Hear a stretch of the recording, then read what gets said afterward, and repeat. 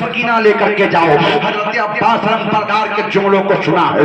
میرے آقا امام تشریف لائے اور لانے کے بعد میں امام حسین سرکار اللہ اکبر اپنے بھائی عباس کے سر کو اپنے زانوں پر رکھتے ہیں. حضرت عباس نے کہا میرے بھیا میرے سکینہ سے کہنا اپنے چچا کو معاف کر دو, پانی نہ لا سکا, میں نے کوشش تو بہت کی تھی, میری سکینہ کو سلام کہنا.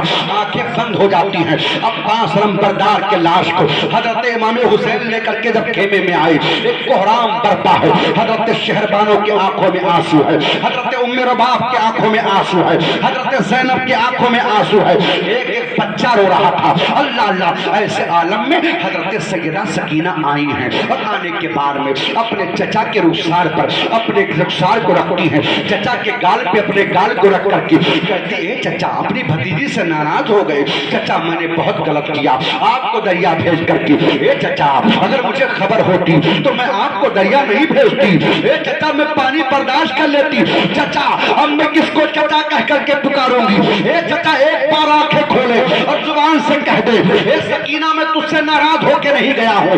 خدا کو کہہ رہی تھی, مشیت الہی کہہ رہی تھی سکینہ اللہ کا فیصلہ ہے, جو دنیا سے جاتا ہے وہ بولا نہیں کرتا. اللہ اکبر. امام حسین سرکار آتے ہیں, بیٹے کو حضرت عباس سے الگ کرتے ہیں. تب تک کہ کیا دیکھا, ایک 8 سال کے بچے کو, ایک 10 سال کے بچے کو حضرت زینب دولہا بنا کر کے لائی ہیں. سلام عرض کرتی ہیں. امام فرماتے بہن کو کیسے آنا ہوا, یہ اونو محمد کو کیوں لے کر کے آئی ہو. کہا اے میرے بھائیا آج ہر کوئی تیرے قدموں پر اپنے جان کو قربان کر رہا ہے. اے حسین یہ میرے گود کے پالے ہوئے شہزادے ہیں, یہ میرے بڑھاپے کے سہارے ہیں. اے حسین آج میں ان کو تیرے قدموں پر قربان کرنا چاہتی ہوں. آپ نے فرمایا اے بہن ایسا مت کرو. کیوں حسین کو رلا رہی ہو, حسین کے سامنے اپنے بچے کو قربان مت کرو. اے بہن یہ تیرے بڑھاپے کے سہارے ہیں, تیرے آنکھوں کے تارے ہیں, ان کا بچپنا ہے. اتنا سنا تو سیدہ زینب پاک کی آنکھوں میں آنسو آ گئے.